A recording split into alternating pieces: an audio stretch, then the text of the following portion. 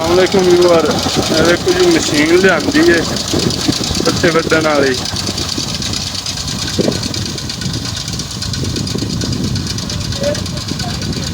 है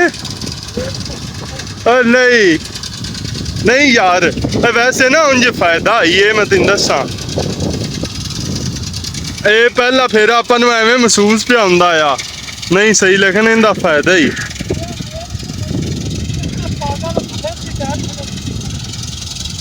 थोड़ा जा वक्फा रखे ना, हुण आउंदा है ना। अगे मैं उन्होंने आख्या मट्ठा देखी क्रॉस है जी वड्डी है, लेकिन बंदियां की जरूरत है इत्थे कि फौरन मौके के उत्ते दोबारा चेंज आवे, क्यों गेड़े का उत्ते अगर टायर आउंदा है ना, टायर आवन दे नाल वो ज्वार सारी मिट्टी जाती है। लेकिन इस तरीके साइड पे करते हैं। वैसे कटाई भी बहुत ज़्यादा थल्ले करती है।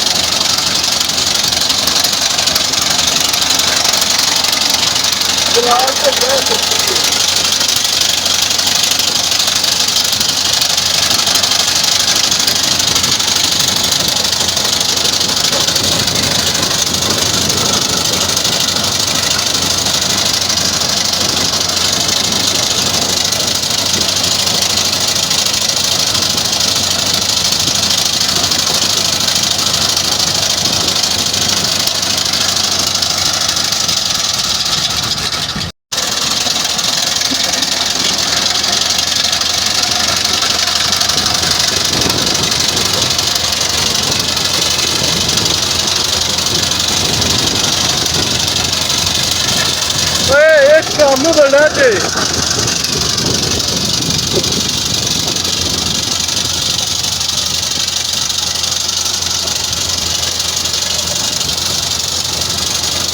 पहले लो वड़ती है ज्यादा, अगर गेर दूसरा लो करिए तीसरा करिए फिर कटर थल्लू कटाई नहीं करता, पहले लो अच्छी कटाई करती है।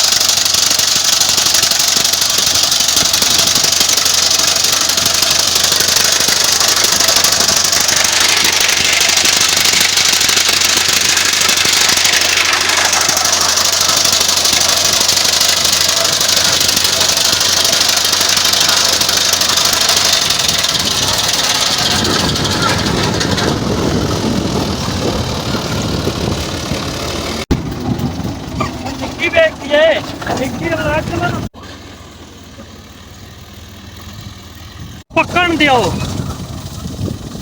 तेन पकड़ दियो चार सही